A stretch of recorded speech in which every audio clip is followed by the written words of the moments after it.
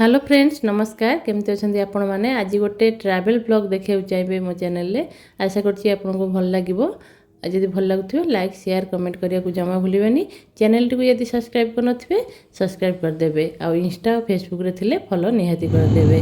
आम जाइलु तीर्थ करने को माने प्रयागराज आम पिंड दबार थिला पितृपक्ष समय तो आम तीन टा जगह कभर करूँ वाराणसी आ अयोध्या और प्रयागराज तीन टा जगह कभर करूँ। प्रथम जाकि बनारस रे पहुँच जाइलु आमर सका 9टा केते फ्लाइट थिला आम 11:30 12टा भितर बनारस रे पहुँच जाइलु।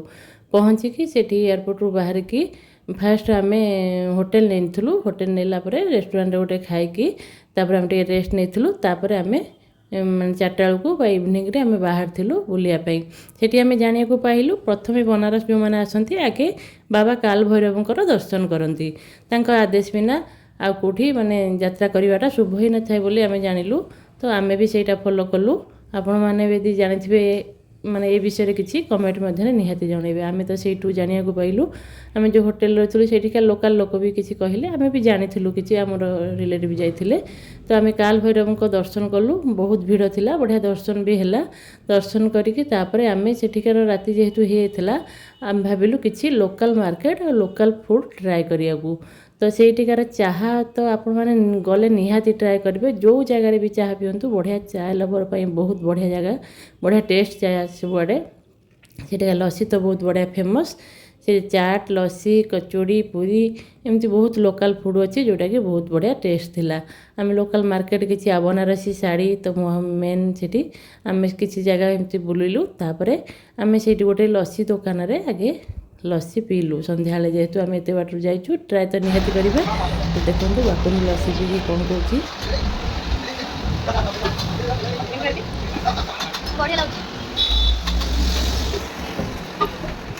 लस्सी पीकी लस्सी बढ़िया टेस्ट थी। आम रूम को आसी डिनर कर रेस्ट होती तापर दिन भोर 4टारू आम पूरा गंगा आरती दर्शन करने को 80 घाट जाइलु। आपण मैंने भी आम सहित दर्शन करूँ बढ़िया आत्मा शांति लगुला आपण मैंने निहाती एंजॉय करेंगे भावुँ।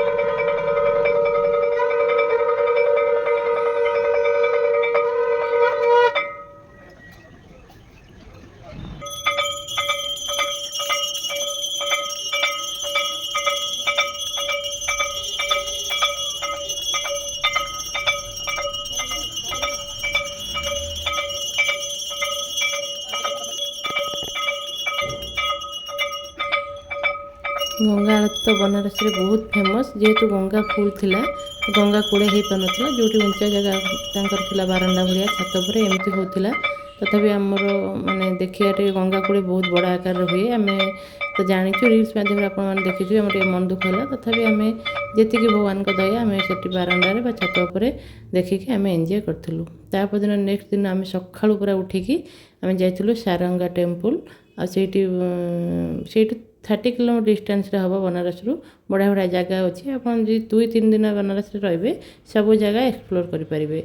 बहुत सुंदर जगह सब अच्छी बनारस बहुत मंदिर भी अच्छी दुर्गा मंदिर महादेव मंदिर हनुमान मंदिर यहाँ गोटे महादेव मंदिर थिला से बहुत माने से बहुत सारा लिंग अच्छा बढ़िया लगुला मंदिरटी पूरा शांति जगह थिला से गोटे गौशाला भी थिला बहुत बढ़िया जगह सेठी आपण मैंने गोमाता सेवा भी सेठी करें। आउ दुर्गा मंदिर भी बहुत बढ़िया थिला हनुमान मंदिर राम मंदिर बहुत मंदिर थिला बनारस गली गली तो मंदिर आप देखा पाइबे बहुत पवित्र जगह आउ मन को छुई नेला भली जगह आत्मा भी बहुत शांति लगुला पवित्र लगुला पूरा। बढ़िया जगह था सब। आपण मैंने 3 दिन रहिले बहुत बढ़िया जगह सब एक्सप्लोर करेंगे। ସେଠି ସାରା ବୁଦ୍ଧଜୀଙ୍କ ମନ୍ଦିର ଗୋଟେ ଥିଲା, ବୁଦ୍ଧଦେବଙ୍କ ମନ୍ଦିର ବହୁତ ବଡ଼ ମନ୍ଦିର, ଆଉ ତ୍ରିଦେବ ମନ୍ଦିର, ଏମିତି ବହୁତ ମାନେ ମନ୍ଦିର ଥିଲା। ଆପଣମାନେ ଯାଇକି ଦେଖିପାରିବେ। ମୁଁ ତ ବହୁତ ଭିଡ଼ିଓ କରିପାରିନି, ମୁଁ ଏତେ ବି ଏକ୍ସପର୍ଟ ନୁହଁ ଫଟୋ ଭିଡ଼ିଓ ଆଉ ଏଡ଼ିଟିଂରେ। ଯେତିକି ମୁଁ ମେମୋରି ପାଇଁ ଆଣିଥିଲି, ଭାବିଲି ଆପଣମାନଙ୍କୁ ସେୟାର କରିବି ଆଉ ମୋର ମେମୋରି ଭାବରେ ବି ରହିପାରିବ। ଆଶା କରୁଛି ଭଲ ଲାଗିବ ଆପଣଙ୍କୁ ଦେଖିବାକୁ। କିଛି ମୁଁ ମାନେ ଫଟୋ ସିଟ୍ ବି ଆଡ଼୍ କରିଦେଇଛି, ଆପଣମାନେ ଦେଖିପାରିବେ।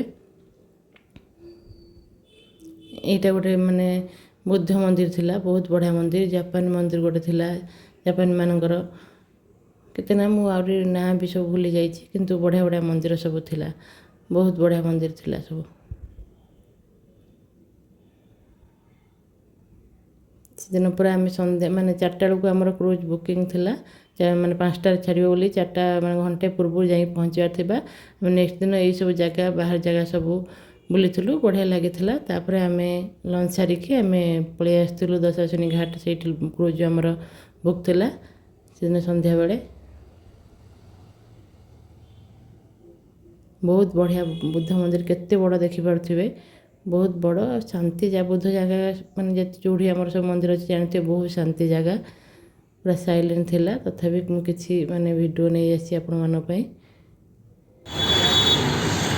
ତାପରେ ଆମେ ଫେରି ଆସିଥିଲୁ। ସେଠିକାର ଲୋକାଲ୍ ଚାଟ୍, କଚୋଡ଼ି ଚାଟ୍, ଆଳୁ ଟିକି ଚାଟ୍, ମାର୍କେଟ କିଛି ବୁଲିଥିଲୁ। ଟାଇମ୍ ଯେହେତୁ ହେଇଥିଲା କ୍ରୁଜ୍ର, ତ ଆମେ କିଛି ମାର୍କେଟ ସେଇଠି ଏକ୍ସପ୍ଲୋର କରିଥିଲୁ। ତାପରେ ଆମେ ପଳେଇ ଆସିଥିଲୁ ଦଶାଶନି ଘାଟ ପାଖକୁ, ସେଇଠି ଆମର କ୍ରୁଜ୍ ବୁକିଂ ଥିଲା। ତ ଆସିଥିଲୁ ଆମେ 4ଟା ପୂର୍ବରୁ, ସେଇଠି ଆସି ପହଞ୍ଚି ଯାଇଥିଲୁ। ତାପରେ 5ଟାରେ ଆମର କ୍ରୁଜ୍ ମାନେ ତାଙ୍କର ସେଇଠି ଏଣ୍ଟ୍ରି ଥିଲା, ସେଇଠି ଯାଇଥିଲୁ। ସେଇଠି ଆମେ ଚଢ଼ିଲା ପରେ ଆଗେ ଗଙ୍ଗା ମାତାଙ୍କୁ ପୂଜା କରନ୍ତି, ସିନ୍ଦୁର, ଗୁଆ, ପଇସା ସବୁ ଦେଇକି ମାନେ ପୂଜା କରିକି ଆମେ ବସିଥିଲୁ।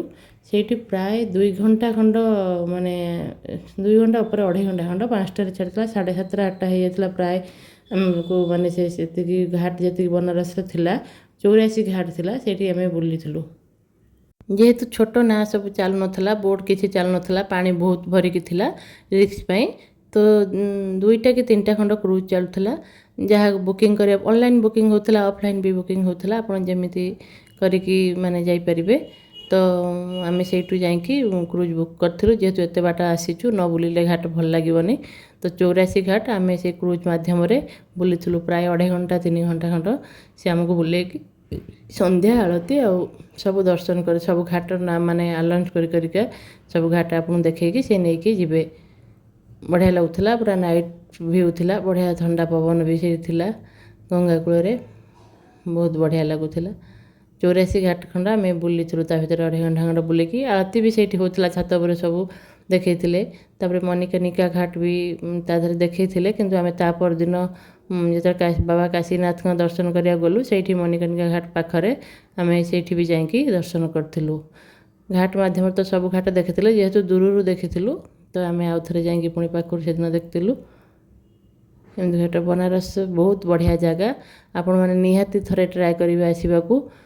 ନଭେମ୍ବର ଡିସେମ୍ବର ସମୟରେ ଆସିଲେ ଆହୁରି ବହୁତ ବଢ଼ିଆ ଲାଗେ। ଆଉ ଯେହେତୁ ଆମର କାମ ଥିଲା, ଆମେ ଯାଇଥିଲୁ, ତ ଆମେ ସେଇଠି ଦର୍ଶନ କରିଥିଲୁ। ତା ପରଦିନ ରାତି ହେଇଯାଇଥିଲା, ହୋଟେଲରେ ରେଷ୍ଟ ନେଇଥିଲୁ। ତା ପରଦିନ ପୁଣି ଭୋର 4ଟାରୁ ଉଠେଇକି ଆମେ ବାବା କାଶୀନାଥଙ୍କ ଦର୍ଶନ କରିଥିଲୁ। ବିନା କାଶୀନାଥଙ୍କ ଦର୍ଶନ ବିନା ତ ସେଠି ଅଧୁରା ସବୁ। ମହାଦେବଙ୍କ ନଗରୀ ସେଇଟା, ଦର୍ଶନ କରିଥିଲୁ। ସେଇଠି ତ କ୍ୟାମେରା ଆଲାଉ ନାହିଁ କିଛି, ଆମେ ଯାହା ବାହାରକୁ କିଛି ଫଟୋ ନେଇଥିଲୁ, ସେଇଟା ମୁଁ ଆପଣଙ୍କୁ ସେୟାର କରିଦେଇଛି। ସେଇଠି ଲକ୍ଷ୍ମୀ ଚାଏ ବୋଲି ଗୋଟେ ଫେମସ୍ ଚାଏ ଥିଲା, ଆମକୁ ସେଠିକାର ଗାଇଡ଼ କହିଲେ। ତ ଆମେ ସେଠି ଯାଇକି ଚାହା ମାନେ ଟ୍ରାଏ କରିଥିଲୁ। ତାପରେ ମଣିକର୍ଣ୍ଣିକା ଘାଟ ସେଇଠି ଯାଇଥିଲୁ ଆମେ। ବହୁତ ମାନେ ଡର ଲାଗୁଥିଲା, ଡର ନୁହେଁ ମାନେ ଜୀବନର ମୂଲ୍ୟ କ'ଣ ସେଇଠି ବୁଝିବାକୁ ପଡ଼ିଲା। ସେଇଠି ଆପଣମାନେ ନିହାତି ଥରେ ଯାଇକି ଦେଖିବେ, କେମିତି ସବୁ ମାନେ ଜୀବନର ଅନ୍ତ ସେଇଠି। ତ ଆମେ ସେଇଠି ଦର୍ଶନ କରିଥିଲୁ। ସେଇଦିନ ଆମେ ଫେରି ଯାଇଥିଲୁ ପୁଣି ଅଯୋଧ୍ୟା। ଆମର 2ଟା ବେଳେ ଯେହେତୁ ଅଯୋଧ୍ୟା ଯିବାର ଥିବା, ଆମେ ଲଞ୍ଚ ସାରିକି ଅଯୋଧ୍ୟା ପଳେଇଥିଲୁ। ଅଯୋଧ୍ୟା ଯାଇକି ପହଞ୍ଚିଲା ବେଳକୁ ରାତି ହେଇଯାଇଥିଲା। ତ ଆମକୁ ସେଇଠି ହୋଟେଲ ବାଲା କଲେ, ରାତିରେ ଆପଣ ଦର୍ଶନ କରିନିଅନ୍ତୁ, ଫାଙ୍କାରେ ଦର୍ଶନ କରିବେ। ତ ଆମେ ଅଯୋଧ୍ୟା ରାତିରେ ଯାଇକି ରାମଲାଲାଙ୍କ ଦର୍ଶନ କରିଥିଲୁ। ଯେହେତୁ କ୍ୟାମେରା ସେଠି ଆଲାଉ ନାହିଁ, ତ ବାହାରୁ 1-2ଟା ଫଟୋ ଆମେ କ୍ଲିକ୍ କରିଥିଲୁ। ତାପରଦିନ ସକାଳୁ ଫ୍ରେଶ୍ ହେଇକି ଆମେ ହନୁମାନଗଡ଼ି ଯାଇଥିଲୁ। ସେଇଟା ବି ବହୁତ ବଢ଼ିଆ ଜାଗା। ହନୁମାନ ଯେମିତି ମାନେ ସାକ୍ଷାତ ମାନେ ହନୁମାନ ତ ରାମଚନ୍ଦ୍ର କହନ୍ତି, ହନୁମାନଙ୍କୁ ଦାୟିତ୍ୱ ଦେଇକି ଯାଇଛନ୍ତି ସେଠି। ହନୁମାନ ବହୁତ ଫେମସ୍ ସେଠି, ବଢ଼ିଆ ଲାଗିଲା ବି। ହନୁମାନ ଆଉ ମାନେ କନକ ମହଲ, ଦଶରଥ ଭବନ, ସେମାନେ ସେଇଠି ବଢ଼ିଆ ବଢ଼ିଆ ଜାଗା ସବୁ ଅଛି। ରାମଲାଲାଙ୍କ ଦର୍ଶନ ତ ପୁରା ନିଆରା ହେଇଥିଲା। ଯେହେତୁ ଭିଡ଼ିଓ ସେଠି କରି ହେଲାନି ତ ଆମେ କିଛି ଭିଡ଼ିଓ କରିପାରିନୁ, ବାହାରୁ ଯାହା ଫଟୋ ଉଠେଇଛୁ। ତ ପାଖରେ ଦଶରଥ ଭବନ ଥିଲା, କନକ ଭବନ, ସରଜୁ ନଦୀ, ହନୁମାନ ବାଟିକାଟା ବହୁତ ବଢ଼ିଆ ଲାଗିଲା। ଆଉ ସବୁ ଆମେ ଦର୍ଶନ କରିଥିଲୁ। ସେଇଟା ତ ରାମଙ୍କର ଜନ୍ମଭୂମି, ବହୁତ ପବିତ୍ର ଜାଗା ଆଉ ବଢ଼ିଆ ଶାନ୍ତି ବି ଲାଗୁଥିଲା। ମାନେ ଅଯୋଧ୍ୟାଟା ବହୁତ ଶାନ୍ତି ମୋତେ ପର୍ସନାଲି ଲାଗିଲା। ଆଉ ହନୁମାନଙ୍କ ମନ୍ଦିର କତିରେ ତ ବହୁତ ମାନେ ଅଲଗା ଫିଲିଙ୍ଗସ୍ ଆସୁଥିଲା, ଯେଉଁଟା ଆପଣ ମାନେ କହିଲେ ଜାଣିପାରିବେନି। ଆପଣମାନେ ନିହାତି ଯିବେ, ଦର୍ଶନ କରିବେ। ପୁରା ହନୁମାନ ଯେମିତି ସତରେ ସେଇଠି ବିରାଜିଛନ୍ତି ଆଉ ବଢ଼ିଆ ଲାଗୁଥିଲା। ସେଇଠି କନକ ଭବନ ଆଉ ସରଜୁ ନଦୀରେ ବହୁତ ପାଣି ହେଇଯାଇଥିଲା, ପଙ୍କ ବି ଥିଲା। ଆଉ ସେଇଠି ମୋତେ ଡର ଲାଗୁଥିଲା, ତଥାପି ସ୍ନାନ କରୁଛି ଆପଣ ଦେଖନ୍ତୁ। ତାପରେ ଆମେ ଦର୍ଶନ ସାରିକି ତାପରଦିନ ଆମର ପ୍ରୟାଗରାଜ ଯାଇଥିଲୁ। ପ୍ରୟାଗରାଜରେ ଯାଇକି ପହଞ୍ଚିଥିଲୁ। ଆମେ ପିଣ୍ଡ ଦେବାର ଥିଲା ତ ସେଇଠି ମେନ୍ ଆମେ ଇଆଡ଼ୁ ଆଗେ ବୁଲିକି ତାପରେ ମହାଳୟା ଦିନ ପ୍ରୟାଗରାଜରେ ଡଙ୍ଗା ମାଧ୍ୟମରେ ସେଇଠି ନେଉଥିଲେ ମଧିକି ତ୍ରିବେଣୀ, ଯେଉଁଠି ଆମର ସଙ୍ଗମଟା, ସେଇଠି ପିଣ୍ଡଦାନ ହୁଏ। ଯେଉଁମାନେ ଯାଇଥିବେ ତ ନିହାତି ଜାଣିଥିବେ। ସେଇଠି ମାନେ ଡଙ୍ଗାରେ ସେଇଠି ଯିବାକୁ ପଡ଼େ। ତାପରେ ବଢ଼ିଆ ଭାବରେ ସ୍ନାନ କରିବାର ବ୍ୟବସ୍ଥା ବି ସେମାନେ କରିଥିଲେ। ସମସ୍ତେ ସେଇଠି ବୁଡ଼ ପକାଇଥିଲୁ। ଯେହେତୁ ଏତେ ବାଟରୁ ଯାଇଛୁ, ତ୍ରିବେଣୀ ସଙ୍ଗମରେ ସମସ୍ତେ ସ୍ନାନ କରୁଥିଲୁ। ଦୁଇଟା ଡଙ୍ଗାକୁ ଯୋଡ଼ିକି ପଟା ପକାଇକି ବଢ଼ିଆ କରିଥିଲେ। ସେଇଠି ଭାଇ ଜଗିକି ରହିଥିଲା, ଡର ବି ବହୁତ ଲାଗୁଥିଲା କିନ୍ତୁ ସ୍ନାନ କରୁଥିଲୁ, ଭଲ ଲାଗୁଥିଲା। ତାପରେ ପିଣ୍ଡଦାନ ହେଇଥିଲା ଆମର। ବାପା, ବୋଉ, ମୋ ଭାଇ, ସେଇଠି ମୋ ଭାଇ ମୋ ବାପାଙ୍କୁ, ବାପା ବୋଉ ଆମର ପିତୃପୁରୁଷଙ୍କୁ ସମସ୍ତଙ୍କୁ ପିଣ୍ଡ କରିଥିଲେ, ପିଣ୍ଡଦାନ ଦେଇଥିଲେ। ବଢ଼ିଆ ପବିତ୍ର ଜାଗା ସେଇଟା, ତ୍ରିବେଣୀ ସଙ୍ଗମ। नाम बोलो बोलो गंगा सरस्वती भद्रकाली काली शांति के लिए ब्राह्मण को आज के दिन पूजा करके ब्राह्मण पूजन अन्नदान का वस्त्रदान का ସେଇଠି ପିଣ୍ଡ ଦେଲା ପରେ ମୋ ପୁଅ ବି ତାର ଅଜାକୁ ସେଇଠି ଦେଇଥିଲା। ସେଇଠି ସେ ଯାହାକୁ ଛୋଟ ପିଲା ସେଇଠି ଯାହା କହିଲେ ତାକୁ କହିକି ସେଇଠି ପିଣ୍ଡଦାନ କରିଥିଲା ସେ ତା ଅଜାକୁ।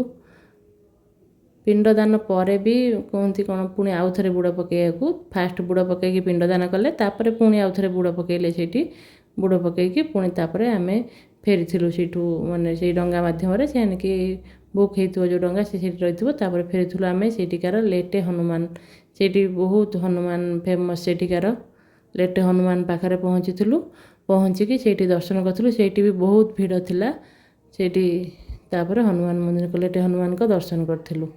ଆଉ ପେସେନ୍ସ ନଥିଲା କୁଆଡ଼େ ବୁଲିବାକୁ। ସେଇଠି ବି ଏତେ ଆଉ କିଛି ମାନେ ଜାଗା ନାହିଁ। ଆଉ 2-3ଟା ମନ୍ଦିର ଆଉ ଲେଟେ ହନୁମାନ ସେଇଠି ଦର୍ଶନ କରିକି ଆମେ ରୁମ୍କୁ ଫେରି ଯାଇଥିଲୁ। ବହୁତ ଟାୟାର୍ଡ଼ ହେଇଯାଇଥିଲୁ ଏତେ ଦିନ ଯେହେତୁ ବୁଲୁଥିଲୁ। ତାପରେ ସିନିୟର ସିଟିଜନ୍ ଛୋଟ ଛୁଆ ନେଇକି ବୁଲିବା ବହୁତ କଷ୍ଟକର ଥିଲା ଆମ ପାଇଁ। ତ ବିଶେଷ କିଛି ମୁଁ ଭିଡ଼ିଓ କରିପାରିନି। ମୋର ଏମିତି ଭିଡ଼ିଓ ମାନେ ଫଟୋ କିଛି ମେମୋରି ପାଇଁ ଯିଏ ମାନେ ଯେଉଁଠି ଫଟୋ ଉଠାଇଥିଲେ ମୁଁ ଭାବିଲି ଆପଣଙ୍କୁ ସେୟାର କରିଦେବି। ମୁଁ ଆଶା କରୁଛି ଆପଣଙ୍କୁ ଭଲ ଲାଗିଥିବ ଭିଡ଼ିଓଟି। ମୁଁ ଏତେ ଏକ୍ସପର୍ଟ ନୁହଁ ଏଡ଼ିଟିଂ ଫଟୋ ଭିଡ଼ିଓରେ, ତଥାପି ମୁଁ ମୋର ମେମୋରି ପାଇ ଆପଣମାନଙ୍କୁ ସେୟାର କରିବା ପାଇଁ ଭାବିଲି ଟିକେ ସେୟାର କରିଦେବି। ଯଦି ମୋର ଭିଡ଼ିଓଟି ଆପଣଙ୍କୁ ଭଲ ଲାଗିଥିବ ଲାଇକ୍, ସେୟାର, କମେଣ୍ଟ କରିବାକୁ ଜମା ଭୁଲିବେନି। ଆଉ ଚ୍ୟାନେଲଟିକୁ ଯଦି ସବସ୍କ୍ରାଇବ୍ କରିନଥିବେ ନିହାତି ସବସ୍କ୍ରାଇବ୍ କରିଦେବେ। ଆଉ ଇନଷ୍ଟା, ଫେସବୁକ୍ରେ ଯେଉଁମାନେ ଦେଖୁଥିବେ ଫଲୋ ନିହାତି କରିଦେବେ। ତ ଏତିକି ଥିଲା ଆମର ଯାତ୍ରା। 3ଟା ଜାଗା ବାରାଣାସୀ, ଅଯୋଧ୍ୟା ଆଉ ପ୍ରୟାଗରାଜ। ତ ସମସ୍ତଙ୍କୁ ନେଇକି ଯାହା ହଉ ଭଲରେ ଭଲରେ ଯାତ୍ରା କରିକି ଆମେ ଆସିଥିଲୁ। ତ ଆମର ମେନ୍ ପିଣ୍ଡଦାନଟି ବି ଭଲରେ ହେଇଯାଇଥିଲା। ତ ଯେତିକି ମୋ ପାଖରେ ଭିଡ଼ିଓ ଥିଲା ମୁଁ ଆପଣମାନଙ୍କୁ ସେୟାର କରିଛି ବା ଫଟୋ କିଛି ସେୟାର କରିଛି। ଆପଣମାନେ ଏନ୍ଜୟ ନିହାତି କରିବେ। ରହୁଛି। ଜୟ ଶ୍ରୀରାମ, ହର ହର ମହାଦେବ, ଜୟ ମହାବୀର, ଜୟ ଜଗନ୍ନାଥ।